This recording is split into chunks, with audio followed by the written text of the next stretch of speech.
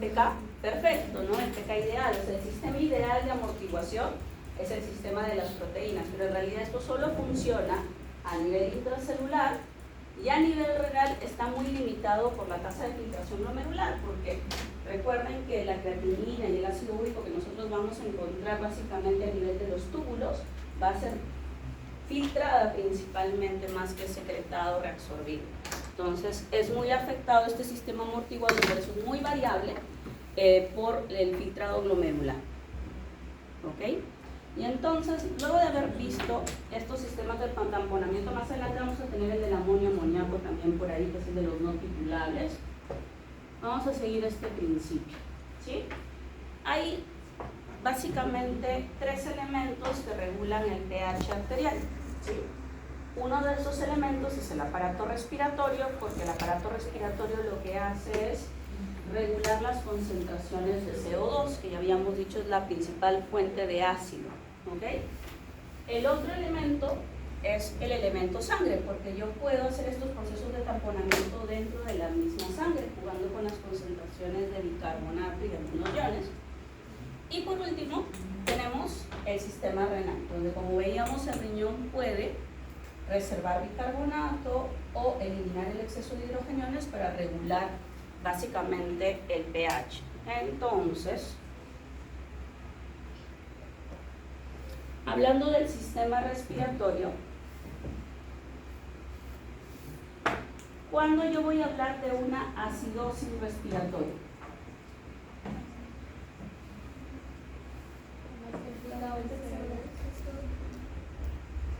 Si yo tengo una acidosis respiratoria, se supone que tengo que tener un pH disminuido y teóricamente la causa de este pH disminuido debería ser un aumento de CO2.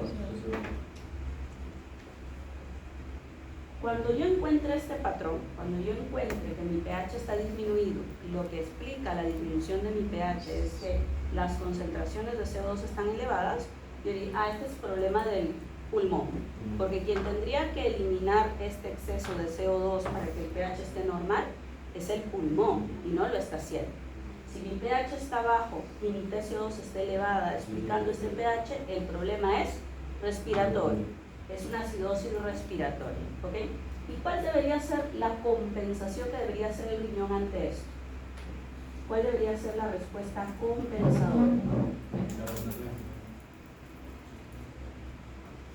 ¿Cómo puedo hacer que este pH suba?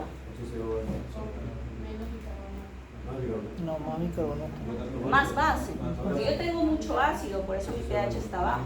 Lo que necesito es más base, más bicarbonato. Entonces, la respuesta compensadora que va a hacer mi riñón es aumentar la concentración de bicarbonato. Entonces, si yo tengo una acidosis respiratoria, esto es lo que debo ver en mi paciente, ¿sí?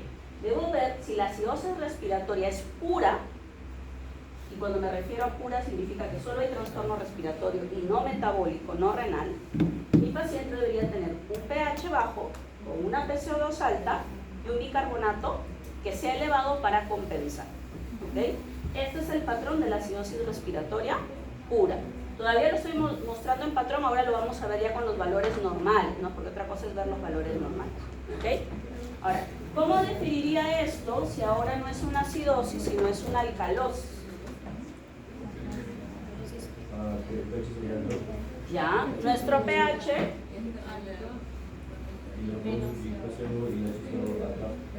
y se supone que este pH alto se explicaría si el trastorno es respiratorio porque el pulmón está eliminando demasiado CO2, ¿sí? Por lo tanto los niveles de CO2 van a estar bajos. ¿Y qué va a hacer el riñón para compensar esto? Eliminar más bien bicarbonato por orina para que disminuya la concentración de bicarbonato en sangre. Así que en sangre yo debería tener un bicarbonato bajo. ¿Sí? Este es el patrón de la alcalosis respiratoria pura. Un pH alto, un PCO2 bajo y un bicarbonato que por compensación disminuye a la par que el KPCO2. ¿Ok? Entonces, estos son los famosos trastornos respiratorios. Entonces, trastorno respiratorio es cuando el cambio en el pH se explica por el cambio en la PCO2. ¿Okay? ¿Y cuándo vamos a hablar de un problema renal, un problema metabólico? Aprovechando, les explico por aquí cómo hace el riñón para amortiguar con el bicarbonato, ¿sí? Miren, en realidad lo que va a pasar es que por el filtrado glomerular, en la luz tubular va a haber bicarbonato de sodio, ¿ok? En esta luz tubular, el sodio y el bicarbonato se separan y este bicarbonato, y aquí es importante que sepan un principio fundamental. La anhidrasa carbónica no solamente está en el interior de la célula epitelial, sino que se cree que esta anhidrasa carbónica también actúa aquí en el borde epitelial para hacer transformación intraluminal. Entonces, esta conversión que ustedes van a ver acá, en la que vamos a obtener ácido carbónico, que luego se va a desdoblar en CO2 y agua, se da por las anhidrasas carbónicas que están en la parte luminal, ¿sí? No las que están en el interior de la célula epitelial, ¿okay? En su libro de Warren hay un gráfico muy bonito donde les muestra las anhidrasas carbónicas acá y las anhidrasas carbónicas dentro, ¿okay? El objetivo es convertir este bicarbonato, y para convertir este bicarbonato lo que yo hago es los hidrogeniones que van saliendo de la célula epitelial, se los agrego al bicarbonato que está en la parte luminal y lo convierto en ácido carbónico. Para luego este ácido carbónico desdoblarlo en CO2 y agua, introducir el CO2 porque es más fácil, y ese es el principio de este gráfico, es más fácil movilizar al CO2 como CO2 e introducir este bicarbonato, ¿sí? Porque ustedes dirán, si al final lo que yo necesito acá adentro es bicarbonato, ¿por qué no meto mejor el bicarbonato directo? Porque es difícil transportar. Entonces, es más fácil transportar el CO2 porque el CO2 es un gas volátil, ¿ok? Y los gases no necesitan proteínas de transporte. Entonces, en este principio, es más fácil convertir al bicarbonato en ácido carbónico y meter al CO2. Y como acá adentro también hay anhidrasa carbónica, lo que voy a hacer simplemente es revertir la fórmula, ¿no? Voy a combinar este CO2 con el agua celular, lo convierto en ácido carbónico, bicarbonato y hidrogeniones, este bicarbonato va a la sangre y estos hidrogeniones salen para tamponarse y formar ácido carbónico, ¿ok? Entonces, este es el gráfico que van a ver en casi todos sus libros, ¿sí? Entonces, lo que les explica es que no introducimos bicarbonato, introducimos CO2 y lo convertimos en bicarbonato dentro de la célula epitelial. Ok, entonces ahí están viendo a la anhidrasa carbónica y esta conversión en las células epiteliales. Y en el sistema del fosfato a nivel renal, algo bastante similar. Lo que yo hago es que el monofosfato lo convierto en difosfato agregándole hidrógeno. ¿Por qué? Porque ya les había dicho que yo no puedo eliminar estos hidrógenos solitos, ¿sí? Yo necesito eliminarlos unidos para que el pH de la orina no se haga tan ácido. Entonces, si quiero eliminar hidrógenos, no solamente los elimino por el sistema de bicarbonato, sino los puedo eliminar por este sistema de los fosfatos o por el otro sistema que es el de los no titulables, que les voy a mostrar acá, el sistema del amonio amoníaco, ¿sí? Aquí básicamente el NH3 se convierte en NH4 para yo poder eliminar este exceso de hidrogeniones, ¿no? Para que no se eliminen en orina como hidrogeniones solitos, los convierto el NH3 en NH4. Ahora, ¿de dónde viene este NH3? Eso es importante porque se nos van a preguntar en su examen. Viene del ciclo de la urea, ¿sí? Pero aquí hay algo importante que pasa. ¿Qué están viendo? ¿De dónde está saliendo el NH3? Está saliendo de la célula epitelial. No viene del líquido filtrado. La mayor parte de este amonio amoníaco que vamos a eliminar para tamponar los hidrogeniones a nivel renal se eliminan por mecanismo de secreción. ¿Qué quiere decir? Que yo saco aminoácidos de la sangre o proteínas de la sangre, las introduzco a la célula epitelial para que aquí hagan el proceso de proteólisis, me formen el NH3 y yo lo pueda pasar a la luz tubular para tamponar a los hidrogeniones. O sea, en realidad la mayor parte de este NH3 no ha sido producto del filtrado glomerular, sino que llega ya a la luz tubular por el mecanismo de secreción, ¿sí? De secreción. Yo introduzco aquí aminoácidos para transformarlos en NH3. Ok. Y entonces ahora vamos a hablar de los trastornos metabólicos. Los trastornos metabólicos son aquellos dependientes del bicarbonato. Entonces, cuando yo voy a decir que tengo una acidosis metabólica,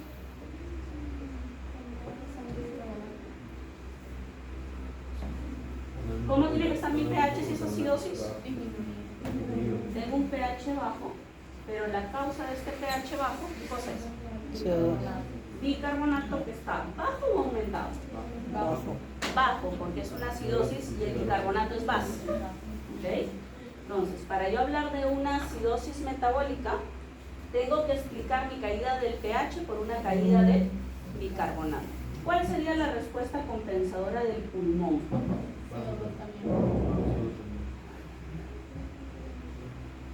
Sabiendo que mi pH está ácido, tengo que reducir también el ácido. Entonces voy a tener que reducir la PCO2. ¿Cómo hace el aparato respiratorio para reducir la PCO2? Si tú quieres reducir el CO2 en sangre, tienes que hacer que salga más CO2 al ambiente. Hiperventilación. Entonces, la respuesta compensadora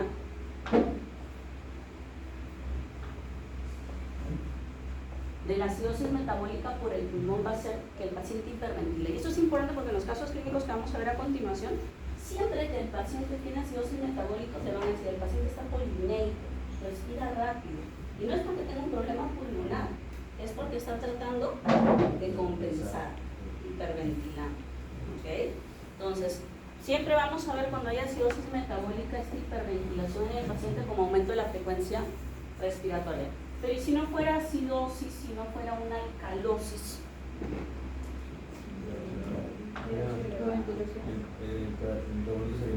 El pH ahora está aumentado, la explicación de este pH sería el aumento de bicarbonato, y aquí el pulmón, en lugar de disminuir, ¿qué va a tratar de hacer?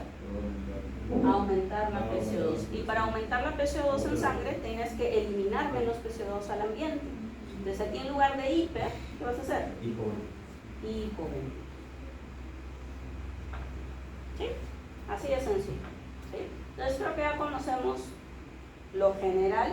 En realidad estas respuestas del centro respiratorio se dan por los quimioreceptores. O sea, quienes detectan cómo está el pH, cómo está el CO2, son los quimioreceptores, tanto a nivel periférico como a nivel central, y son los que regulan si hipo o hiperventilamos para la respuesta compensadora.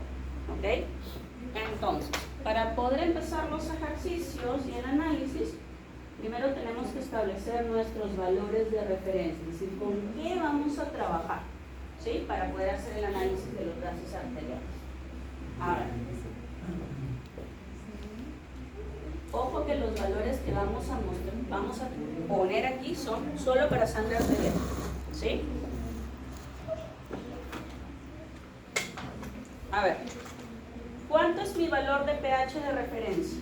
7.35. 45. ¿Sí? Por si acaso, algunos autores trabajan con 0.03.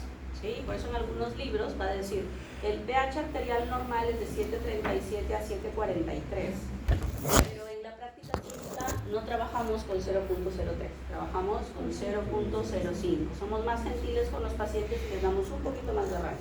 ¿Okay? Entonces vamos a decir que el pH, le voy a poner aquí una arterial normal, va del 7.35 a 7.45. Si el paciente tiene menos de 7.35 está en acidosis, si el paciente tiene más de 7.45 alcalosis. ¿Okay? ¿Cuál es el valor de referencia para la PCO2? Vuelvo a poner acá arterial. 40 más 5. Más menos. Aquí la unidad, ¿cuál es? ¿Perdón? Si es PCO2 o PO2, milímetros de mercurio. Quiere decir que el valor normal de PCO2 va a ir de 35 a 45 milímetros de mercurio. ¿Ok? El bicarbonato, que es el siguiente parámetro que yo tengo que evaluar. 20 más 24 más menos 2. unidades, de 1000 equivalentes por litro, o en algunos autores milimoles por litro, es lo mismo. ¿Sí? El valor normal entonces de 22 a 26 mil equivalentes por litro. Si dice milimoles por litro es lo mismo, por si acaso, ¿no? Es el mismo valor. ¿Ok? Estos son nuestros valores de referencia y con eso vamos a jugar para hacer el análisis. ¿Ok? Entonces, vamos a irnos por acá.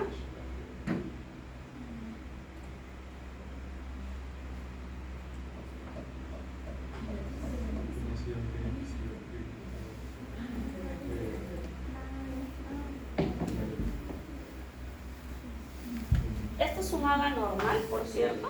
Sí, así sale el papelito en la máquina de AGA. En la máquina de AGA tú llevas tu jeringa, la pones a la máquina y la máquina te imprime este papelito con los resultados. Lo único que te pide la máquina es que le pongas la temperatura del paciente y si el paciente está con oxígeno, ¿a qué frío está? Si el paciente le has tomado sin oxígeno, ¿cuánto es de frío? 21.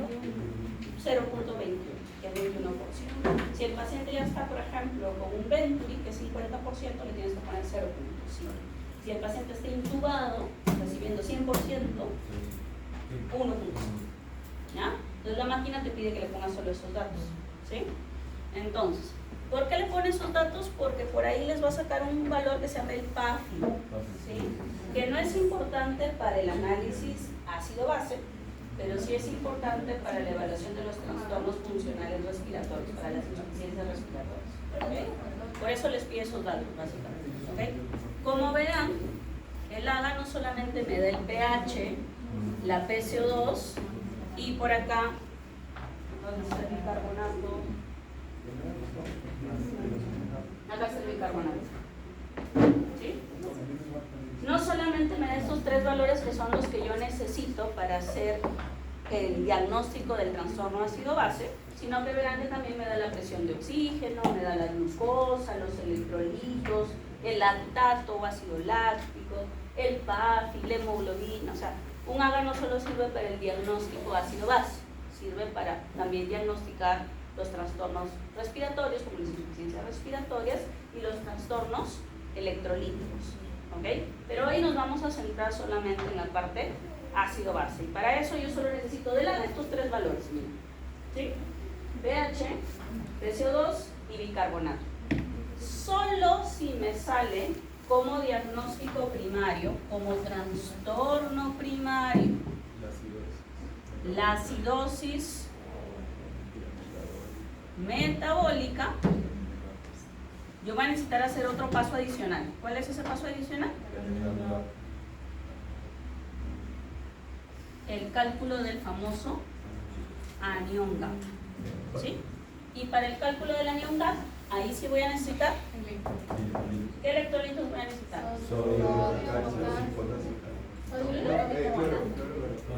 Sodio, cloro y bicarbonato nada más.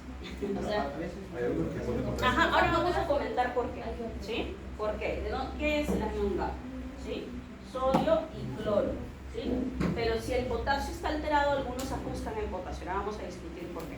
¿No? Entonces, solamente, por cierto, y eso es importante que se lo graben en la cabeza, solo voy a calcular el anión GAP cuando es acidosis metabólica. No caigan en el examen. Si es alcalosis metabólica con gas elevado, nada tiene que ver el GAP. ¿Sí? El GAP solo se calcula para las acidosis metabólicas. ¿Por qué? Vamos a discutir qué es el GAP ahora.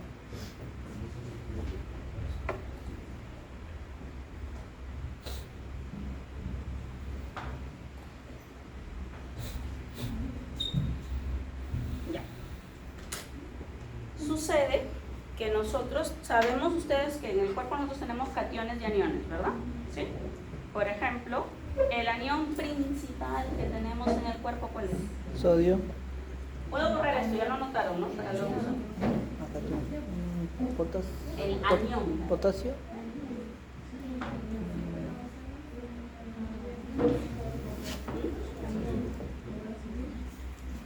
Anión carga negativa, catión carga positiva. El cloro. En el extracelular, ¿cuál es el anión principal?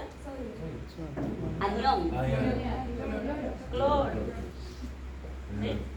Y en el intracelular, ¿cuál es el anión principal? Potasio. Anión, carga negativa. Potasio. Bicarbonato y los fosfatos. ¿Ok? Entonces, ¿por qué les pregunto esto? ¿Sí? En teoría, en cada compartimiento, ya sea extracelular o intracelular, la suma de cationes debe ser igual a la suma de los aniones. Es decir, siempre debe ser sumar porque al final la carga debe ser neutra. ¿Ok? Si bien ustedes conocen a los principales aniones, que me han mencionado el cloro y el bicarbonato, hay otros aniones que se llaman aniones no medibles. ¿Sí? Son sustancias que también tienen carga negativa y que normalmente en nuestro cuerpo están en concentraciones bajitas, por lo tanto no representan mucha carga iónica, ¿ok? Pero que en situaciones patológicas van a aumentar marcadamente, ¿sí? Y al tener carga negativa, ¿quién van a traer? Carga positiva. ¿Quién tiene carga positiva que modifica mucho el pH? El hidrógeno, ¿sí? Entonces, los hidrógenos tienen mucha afinidad por los aniones para tratar de neutralizarse, ¿no? O sea, el hidrógeno, ¿por qué se une con el bicarbonato?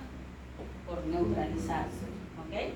Entonces, los aniones no comunes también atraen hidrógeno y por lo tanto cuando estos aniones aumentan en sangre se producen estados de acidosis, ¿ok? ¿Quiénes son esos aniones no medibles? Ahí está el lactato, el cetobutyrato, los sulfatos. Entonces, por acá les he puesto una lista, ¿sí? Ya me pasó, ¿sí? Las principales causas de acidosis metabólica con GAP elevado van a ser aquellas situaciones en que lo que está explicando tu acidosis es el aumento de esos aniones no medibles, ¿ok? No son los aniones tradicionales, no es el bicarbonato, no es el cloro, son otras sustancias aniónicas que atraen hidrogeniones. Y por eso entre las causas de acidosis metabólica con GAP elevado están todas aquellas en que aumentan estas sustancias. Esta es la cetoacidosis diabética porque ahí aumentan los cetoácidos, como el beta-hidroxibutirato, el cetoacetato, etcétera, etcétera. ¿Okay? Todos los cetoácidos. La acidosis láctica, porque aquí aumenta el lactato y el piruvato, que también son aniones no medibles. Las sustancias, por ejemplo, la rhabdomiolisis, donde los fosfatos y los sulfatos, los uratos, atraen también hidrogeniones porque se comportan también como aniones. ¿Ok? Y así, una serie de fármacos, por ejemplo, que producen aniones no medibles que no son endógenos, como por ejemplo los salicilatos. ¿Ok? Que normalmente no los tenemos en el cuerpo, están en el fármaco, pero cuando ingresan al cuerpo se comportan como aniones no medibles. ¿Ok? Entonces, ¿por qué hablamos de esta palabra GAP? ¿GAP qué significa?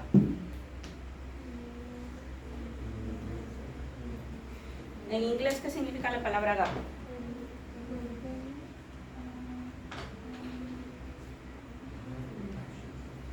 GAP significa brecha. ¿Ok? La brecha aniónica. Cuando nosotros decimos anión GAP o brecha aniónica, lo que nosotros queremos ver es si esta brecha que existe entre los cationes y los aniones es culpa de los aniones tradicionales o es culpa de los aniones no medibles. ¿Okay? Entonces, miren lo que vamos a ver acá. ¿Cuál es la fórmula de la brecha del anión GAP? Sodio, al cual le vamos a restar la diferencia de los principales aniones, que son el cloro y el bicarbonato. ¿Sí?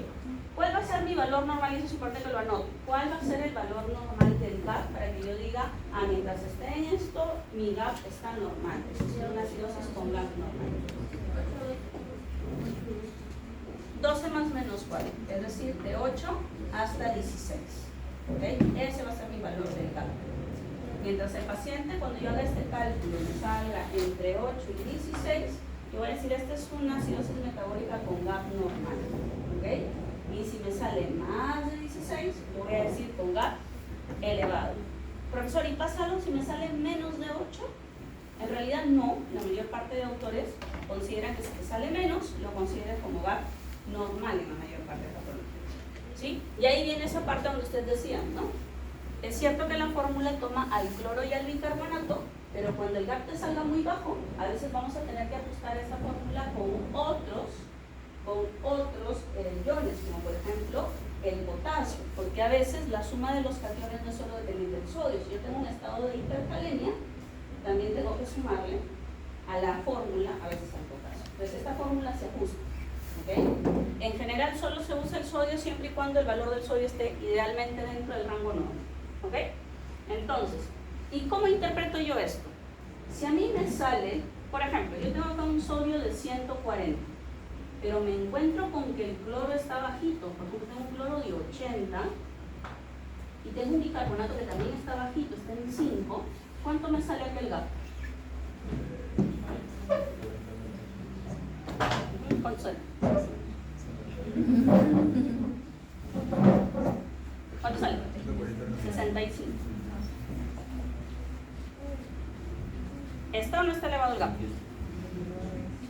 ¿Sí? Sí está elevado. ¿Y por qué está elevado? Porque hay demasiados aniones no medibles. ¿Y cómo yo sé que hay demasiados aniones no medibles, profesora, si en la fórmula no están los aniones no medibles? Porque cuando los aniones no medibles aumentan en sangre, disminuyen los que sí son medibles. ¿Sí? Es decir, si hay mucho lactato, mucho ácido de tipo acetoacetato, para compensar, el cloro y el bicarbonato disminuyen. Y por eso es que el GAP me sale elevado. ¿Sí? Es que lamentablemente no pueden haber demasiados aniones, porque al final la suma de los aniones tiene que ser igual que la de los cationes. Entonces, si aumenta un anión, para compensar el otro tiene que disminuir. Entonces, sí es cierto, yo puedo hacer la fórmula, pero si uno es cuco, dice, mira, si tu cloro y tu bicarbonato están bajos, lo más probable es que tu GAP esté elevado. ¿Sí? Así de fácil. Entonces, si yo veo en una acidosis metabólica que el cloro y el bicarbonato están bajos, entonces digo, lo más probable es que esta sea una acidosis metabólica con GAP elevado. ¿Ok? Ahora, ya hemos visto entonces que las acidosis metabólicas con GAP elevado van a ser aquellas en que aumenten los ácidos no medibles, ¿sí? Los aniones no medibles. ¿Y cuáles van a ser las causas de acidosis metabólica con GAP normal?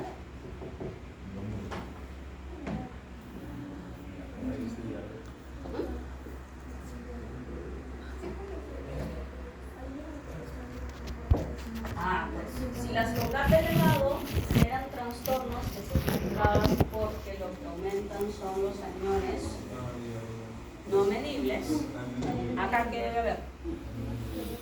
Acá la culpa debe ser de los aniones medibles. Entonces aquí básicamente las causas tienen que ver con el cloro, todo lo que sean trastornos de cloro. Por ejemplo, les doy un ejemplo, las diarreas donde uno pierde cloro, ¿sí? O por ejemplo, aquí vamos a entrar también en los problemas renales, donde uno pierde bicarbonato y pierde cloro, van a entrar en las casuísticas de las acidosis metabólicas con GAP normal. ¿Sí? Aquí no se olviden básicamente de dos causas principales de la acidosis metabólica con GAP normal: pérdidas digestivas, pérdidas renales. ¿Sí? Son los dos grandes grupos de la acidosis metabólica con GAP normal. ¿Ok? Muy bien. Ahora, viene una parte que sí necesito que también se detengan a ver. Ya, a ver. Ya sabemos nosotros detectar el patrón básico del trastorno primario. ¿Qué es el trastorno primario? El trastorno primario es el que te explica la modificación de tu pH. Eso se llama trastorno primario. ¿Sí? Pero hay una segunda parte. Cuando yo tengo un trastorno primario, luego tengo que evaluar la respuesta compensadora. Y yo tengo que decir si mi trastorno primario está compensado o no está compensado. ¿Okay? Entonces, vamos a establecer los pasos que yo necesito para hacer el análisis de la parte ácido-base. Primero, yo defino mi trastorno primario. ¿Sí? Yo digo, ¿es acidosis? ¿Es alcalosis? Y digo si es respiratoria o es metabólica. Trastorno primario. El segundo paso es evaluar la respuesta compensadora.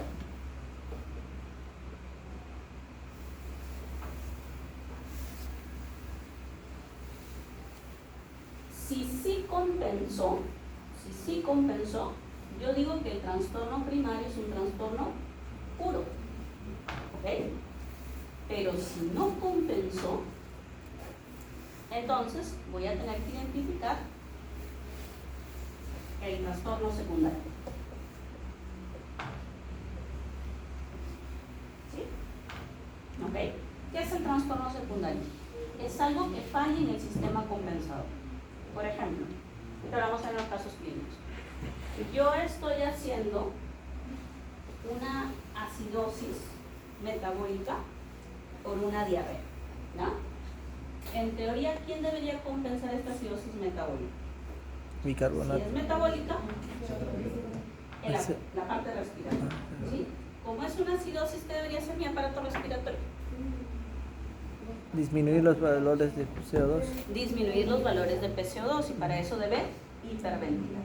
Pero supónganse que yo soy una paciente que tiene EPOC. No puede hiperventilar. Lamentablemente el centro respiratorio va a enviar la señal, pero como mis pulmones ya están dañados por el EPOC, puede ser que yo no compense. Y entonces en ese caso yo voy a ver esto que se llama trastorno secundario. Entonces, ¿por qué identifico el trastorno secundario? Porque el trastorno secundario me va a decir que el paciente tiene algo que impide que compense y yo tengo que identificarlo. ¿Sí? Entonces, siempre que ustedes hagan el análisis ácido-base no se queden con el trastorno primario, porque si se les pasa el secundario, ese paciente no se va a compensar. Si ustedes no buscan qué tiempo de amor, ¿no? Por eso es importante llegar a esta parte también del diagnóstico ácido-base, el trastorno secundario. ¿Ok? Ojo, que el trastorno secundario no debe interpretarse como un trastorno mixto. Eso es diferente. Ahora vamos a ver en los ejemplos, ¿ya? Para que no confundan, porque es algo que también cae en el examen. El trastorno secundario es secundario. Para que yo tenga un trastorno mixto, tengo que explicar que el pH modificado se explica porque los dos sistemas están afectados. ¿A qué me refiero eso? Por ejemplo, yo encuentro que mi paciente tiene un pH de 7.21. ¿Sí? Yo sé que 7.21 es acidosis. ¿Ok? Pero encuentro en ese paciente que la PCO2 está en 70 y que el bicarbonato está en 8. ¿Sí? Una PCO2 en 70 es acidosis o alcalosis. Mucho CO2 porque acidosis. hasta 45. Acidosis. Y un bicarbonato de 8 cuando el valor inferior es 22 es acidosis o alcalosis. Acidosis. Entonces miren, la acidosis de mi pH no solamente está explicada por la parte respiratoria, sino también está explicada por la parte metabólica. En este caso, ahí yo tengo un trastorno primario que se llamaría ¿cómo? Acidosis metabólica más respiratoria. Más fácil, mixto. Obviamente aquí no va a haber compensación, pues si los dos sistemas están explicando la acidosis, ya no tengo que buscar un trastorno secundario, porque el primario es mixto. Así tal cual, en el examen yo tengo que poner, esto es una acidosis mixta. Si es una acidosis mixta, ya no hay trastorno secundario, porque es mixto. ¿Okay? Pero para que sea mixto, los dos tienen que explicarte el trasfondo del pH de primer instante. ¿Okay? Hubiera sido diferente si yo acá hubiera tenido, miren, un bicarbonato de 32. En ese caso, ¿cuál hubiera sido el trastorno primario? Alcalosis.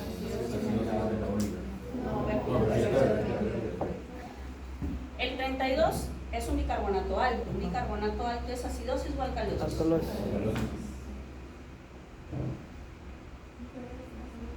Entonces, yo les recomiendo esto. Yo cuando les enseño siempre a mis alumnos les digo lo siguiente: interpreten cada uno individualmente y vean luego cuál es el que coincide con el pH. Es decir, lean al pH. pH 721 es acidosis.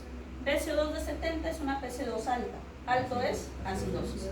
Lean el bicarbonato solo. Bicarbonato de 32 es un bicarbonato alto y un bicarbonato alto es alcalosis. Y una vez que ya pusieron los tres, digan, a ver, ¿cuál es el que coincide con el pH? En este caso, el que coincide con el pH es el PCO2. Por lo tanto, esta es una acidosis respiratoria. Y lo que estoy viendo acá, este de acá, es la respuesta compensadora. Doctor, y cuando es mixto, ¿cómo le sacas el cuadro? ¿Ah? Cuando es mixto, ¿cómo le Cuando sacas es el cuadro? mixto, los dos tienen que explicarte esta acidosis.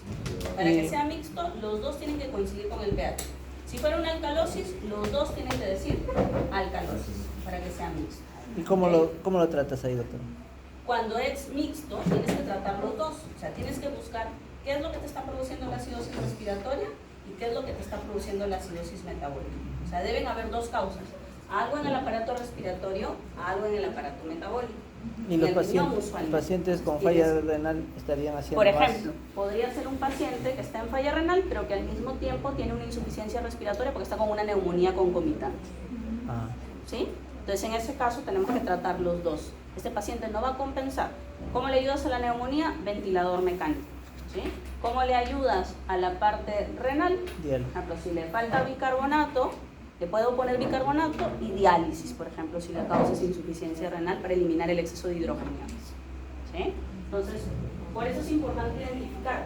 Tú, si tienes un trastorno mixto, tú dices, este paciente no compensa, pues por algo está en mixto. Entonces, yo tengo que ayudarlo a compensar los dos trastornos que tiene.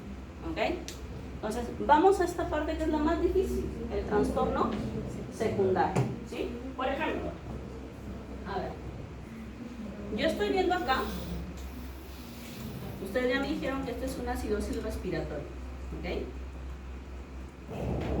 Pero yo quiero saber si este 32, este aumento del bicarbonato a 32, es suficiente para corregir este pH de 7.21. ¿Sí? Entonces, esto es importante. Yo digo, ese bicarbonato ha aumentado para tratar de corregir este exceso de CO2. Pero la pregunta es, ¿este aumento es suficiente? ¿Se va a corregir esto? ¿Sí o no? Entonces, para evaluar la respuesta compensadora, chicos, ahí viene la parte difícil. Lo que sucede es que para cada uno de los trastornos debe haber una modificación entre las dos variables. Es decir, por ejemplo, cuando yo tengo una acidosis metabólica, yo sé que la acidosis metabólica es por disminución del bicarbonato y que quien debería compensar eso es el aparato respiratorio. ¿Cómo debería compensar? Por cada miliequivalente de bicarbonato que se reduce en sangre, el aparato respiratorio debe disminuir 1.3 milímetros de mercurio de PCO2. ¿Ok? Aquí yo les he puesto una observación porque en algunos libros esta equivalencia no la trabajan con 1.3, sino la trabajan con 1.2. Pero por 0.1, la verdad, ahorita van a ver en los ejercicios, no es mucha la diferencia. ¿Ok? Entonces, básicamente nos dicen eso. Si yo tengo una acidosis metabólica que se explica porque he perdido bicarbonato, por cada miliequivalente de bicarbonato que he perdido, debería perder también por el aparato respiratorio 1.3 de PCO2. Y como verán, estas equivalencias se cumplen para cada uno de los trastornos. ¿Sí? Por ejemplo, en la alcalosis metabólica. En la alcalosis metabólica, en lugar de una disminución, yo tengo un aumento del bicarbonato. Por cada miliequivalente que aumente el bicarbonato, debería aumentar 0.7 el CO2. ¿Ok?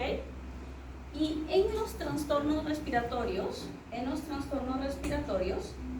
las equivalencias varían si el trastorno es agudo o si el trastorno es crónico. Es decir, miren cómo la equivalencia no es la misma. Si el trastorno es crónico, el aumento tiene que ser un poquito mayor. ¿Ok? Entonces, cuando un paciente tiene un trastorno respiratorio crónico, se espera mayor compensación que cuando es algo agudo. ¿Ok? Entonces, estas equivalencias, si ustedes quieren trabajar la compensación con las equivalencias, van a tener que hacer regla de 3 simple. ¿Qué quiere decir esto? Obviamente mi paciente no ha disminuido 1, ha disminuido 10, por ejemplo. Entonces tengo que hacer una regla de 3 simple. Por ejemplo, trabajemos con este caso. Imaginemos que esta es una acidosis respiratoria aguda porque el paciente hasta ayer estaba ventilando bien y hoy día empezó todo su problema. ¿Ya? Es un trastorno agudo. Por ejemplo, es una neumonía. ¿Sí? En teoría, como es una acidosis respiratoria aguda, yo debería trabajar con esta equivalencia. ¿Sí? Dice que por cada 1 milímetro de PCO2 que ha aumentado, mi bicarbonato debería haber aumentado 0.1. ¿Sí? Pregunta: ¿cuánto ha aumentado mi PCO2 según los datos que tengo acá? 30, ¿no? Porque siendo el centro 40, y siempre trabajamos con el centro, por eso yo les di los valores con el más menos, ¿ok? Para trabajar estas equivalencias trabajas con el valor centro, es decir, la PCO2 con 40, el bicarbonato con 24, ¿sí? Por eso trabajamos con esos valores con RAM. Entonces, por ejemplo, la PCO2 normal idealmente es 40, pero este paciente tiene 70, es decir, el paciente ha aumentado 30 milímetros de mercurio de PCO2. Pregunta, para estos 30, ¿cuánto tendría que haber aumentado de bicarbonato? Hay que multiplicar este 30 por 0.1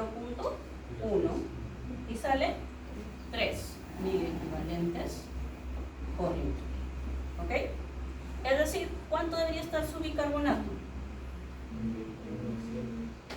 Más o menos, idealmente, 24 más estos 3, 27. Pero como el bicarbonato siempre es más o menos 2, entre 25 y 29. ¿Ok? ¿Cuánto tiene mi paciente? 32, o sea, ha aumentado más de lo que yo necesito. Pregunta, ¿está compensada o no está compensada? No, porque para que esté compensada me tiene que salir el valor esperado, ¿sí? En este caso, no está compensada, no compensada. Cuando no está compensada, ¿qué me han dicho que debo de buscar yo? Un trastorno secundario, ¿sí? Significa que algo está pasando para que no esté compensada. Hay más bicarbonato del que yo necesito, ¿ok? Entonces ahí viene la siguiente parte. Doctora, ¿y cómo sé que es agudo y cómo sé que es crónico? Por el caso clínico, si te cuentan la evolución. Crónico siempre que tiene más de 7 días, agudo menos de 7 días. Entonces el caso clínico te tiene que especificar. También pues por el pH. No tanto, básicamente por el tiempo de evolución. Para los respiratorios el tiempo de evolución. Más tiempo, agudo. No, crónico más de 7 días, agudo menos de 7 días. Ya. ¿Ok? A ver. Voy a borrar esto de acá. A ver, les decía... ¿Y si no te pones los días, nada, con el pH? No, si no te ponen los días, siempre asuman que es agudo. Siempre trabajanlo como agudo, sí. Salvo que te diga, por ejemplo, que el paciente, bueno, es un EPOC, así, algo mórbido. Pues es importante el análisis del caso clínico. Ahorita vamos a ver con casos clínicos reales. Pero generalmente en los respiratorios les van a poner el tiempo, porque es importante para que definan cuál fórmula uso. Ok, ahora, a ver chicos. Si bien en los libros tienen estas equivalencias de la respuesta compensadora que ustedes la pueden trabajar por regla de 3 simple, como yo vi todas sus caras de asustaditos, esas caras de asustaditos teníamos todos cuando aprendíamos ácido básico. Entonces, el manual Washington inventó esto, ¿sí? Una fórmula, donde es más fácil el análisis porque de frente te sale el valor, ¿sí? Porque en la equivalencia aquí te va a salir cuánto tiene que subir o bajar y todavía eso tienes que sumárselo o restárselo al valor normal. Estas fórmulas hacen lo siguiente, me dicen, la fórmula te va a calcular cuánto tiene que ser la PCO2 de frente. O sea, lo que te salga ahí, ese es el valor. Yo les sugiero que usen la fórmula, la verdad, es mucho más práctico. Y ahora van a ver, ¿ya? O sea, la fórmula ya te saca el PCO2 esperado, ¿sí? Te lo saca. Ya no tienes que sumar, disminuir, no. Te saca el valor, ¿sí? Y entonces, miren, esto es para los trastornos metabólicos. ¿Cómo calculo la PCO2 esperada para los trastornos metabólicos? En la acidosis metabólica, esta es la fórmula. Multiplico el valor de bicarbonato por 1.5, le sumo 8 y ese valor más menos 2 es el PCO2 esperado, ¿ok? En la alcalosis metabólica, trabajamos con esta fórmula, donde es importante que para que yo elija una o la otra, vean cuánto es el valor de bicarbonato, ¿ok? Si el valor de bicarbonato es menos de 40, significa que la alcalosis es leve a moderada, trabajo con esta fórmula, y si el valor de bicarbonato es más de 40, yo digo que es severa y trabajo con esta fórmula, ¿ok? Ahora, me va a salir aquí el valor de PCO2 y yo voy a tener que decir cómo lo interpreto, ¿ok? Si a mí me sale que el PCO2 que tiene el paciente es el mismo que me sale por la fórmula, yo digo, está compensado, no hay trastorno secundario, ¿ok? Pero si no me sale lo que me debería salir por la fórmula, ahí viene cómo identifico yo el trastorno secundario. Por ejemplo, ahorita nos había salido, en este caso, este es de alcalosis, pero estábamos haciendo acidosis, ¿ya? Supongamos, a nosotros nos había salido que el bicarbonato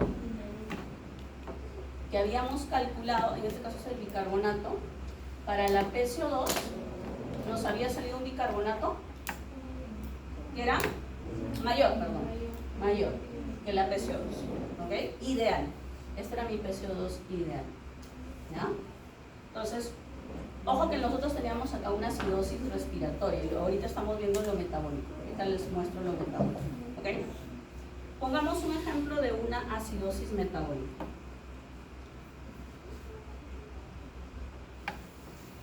Supongamos que, por ejemplo, en esa acidosis metabólica, mi PCO2 ideal que yo calculo por la fórmula debió ser, pongamos, 65, pero el PCO2 del paciente, el medido en el AGA, estaba en 45. ¿Sí? A mí me salió por la fórmula que debería ser 65, pero lo que tiene el paciente es 45. ¿Sí? No era el ideal. ¿Cómo lo interpreto? ¿Cómo digo cuál es el trastorno secundario? Se supone que el paciente debería tener PCO2 65, pero solo alcanzó 45. Es decir, le faltó. ¿Sí? Entonces, ¿cómo lo interpreto? Acá. Dice, mi PCO2 medida, ¿sí? Mi PCO2 medida es menor que la PCO2 esperada.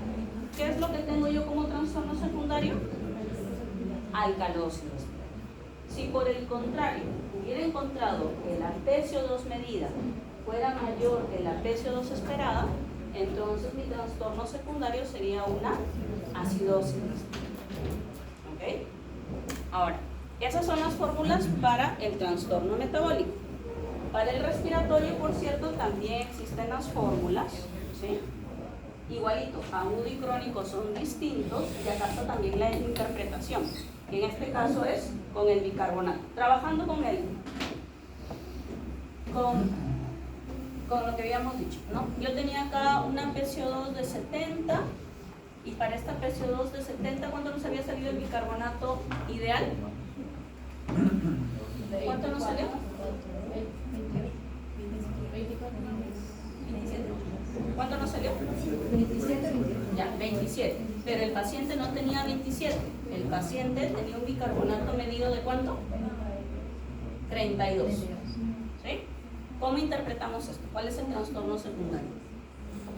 ¿Sí? El bicarbonato medido no es el ideal. Si fuera el ideal, yo diría compensaba y se acabó el asunto. Tengo más bicarbonato del ideal. ¿Sí? El bicarbonato medido es mayor que el esperado. ¿Cuál es el trastorno secundario? Alcalosis metabólica. Ahora ustedes me dirán, profesora, pregunta, si el trastorno primario de ese paciente que estamos analizando es una acidosis respiratoria, que en este caso no está compensada, y el trastorno secundario es una acidosis metabólica, ¿por qué yo no digo acidosis mixta? ¿Sí? ¿Se entiende la pregunta, no? A mí me ha salido que el trastorno primario es una acidosis respiratoria que he dicho está descompensada y que el trastorno secundario es una acidosis metabólica. La pregunta es ¿por qué no digo que esto es en todo caso una acidosis mixta? Son diferentes. Por lo que conversábamos hace un ratito, ¿no? Una vez que yo si de primera mano el bicarbonato y el PCO2 juntos no me explican la acidosis, yo no puedo decir que es mixto. No es lo mismo que yo diga mixto a que yo diga el paciente tiene como trastorno primario una acidosis respiratoria descompensada con trastorno secundario acidosis metabólica. Por si acaso esto no es lo mismo, son dos cosas totalmente diferentes para su examen. ¿Ok? A ver, Terminamos esto entonces con un ejercicio que creo que ustedes han trabajado en la práctica. A ver, vamos a ir acá. ¿Sí? Ahora vamos a trabajar este ejercicio. Dice, tengo una paciente de sexo femenino de 79 años con antecedente de diabetes mellitus, controlada con dieta y antidiabéticos orales. Toma metformina, glibenclamida, además es hipertensa con 3 fármacos, un IECA, un tiacídico y un antagonista de canales del calcio. La paciente viene por decaimiento, deterioro progresivo del estado general, vómitos biliosos, escaso aporte hídrico y durante las últimas 48 horas anurio. ¿Sí? Hasta ahí yo les voy a resaltar los datos más importantes. La paciente es diabética e hipertensa. Los medicamentos aquí la verdad no importan para nada, solo los 2 antecedentes. Y lo otro que importa es esto. La paciente no está recibiendo aporte hídrico, se está deshidratada, ¿sí? Porque ha estado vomitando y no ha tolerado nada por vía oral. Entonces tenemos un estado de deshidratación aguda. ¿Ok? Dice que en los últimos 2 días ya la paciente no orina. ¿La anuria es sinónimo de qué cosa? Siempre que yo veo anuria, ¿qué tengo que pensar? Falla renal aguda. ¿Sí? Un paciente que no orina porque no está ni siquiera en oligoanuria, está en anuria, o sea, no orina nada los últimos 2 días. Esa es una paciente en falla renal. ¿Sí? Ahora, aquí viene lo interesante. Lo más probable es que esta paciente es una paciente que ya tiene enfermedad renal crónica porque es diabética y hipertensa, los 2 factores de riesgo bomba para que no tenga enfermedad renal crónica. Pero como los últimos días ha estado deshidratada, lo más probable es que haya hecho una falla aguda sobre crónica. ¿Ok? Este tipo de falla aguda sobre crónica se llama insuficiencia renal aguda prerrenal por falta de aporte, por hipovolemia. ¿Ok? Entonces ahí vienen los datos de laboratorio. A ver, quiero que ustedes vean. ¿Qué trastorno primario tiene la paciente? Tengo un pH de 6.9, que por cierto eso es para el caso clínico, porque nadie vive con pH menos de 7,6. ¿Sí? Así que esta paciente va a salir en un ataúd. pH 6.9, acidosis. Metabólico respiratorio. Tengo una PCO2 baja. ¿Explica la acidosis?